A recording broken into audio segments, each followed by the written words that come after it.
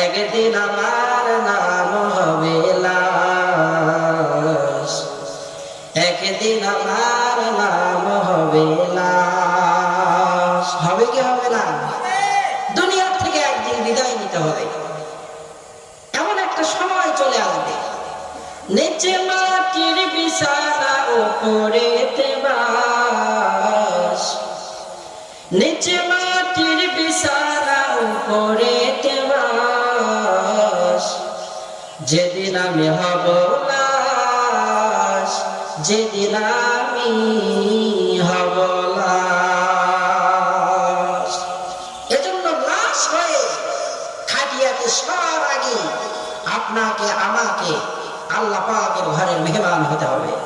মানুষ যখন দুনিয়া থেকে বিদায় নিয়ে চলে যায়, একটা বিষয় কি চিন্তা করেছেন?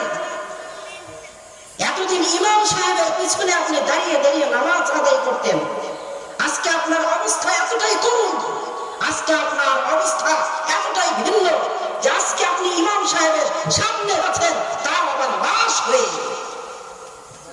আমার আপনার জন্য ইমাম সাহেবের সামনে খাটিয়ার মধ্যে শয়ন করা ওই সময় সুফল হবে যখন আমি আপনি দুনিয়াতে ইমাম সাহেবের পিছনের লোক হব বা থাকবো, অর্থাৎ 5 ওয়াক্ত নামাজই হব।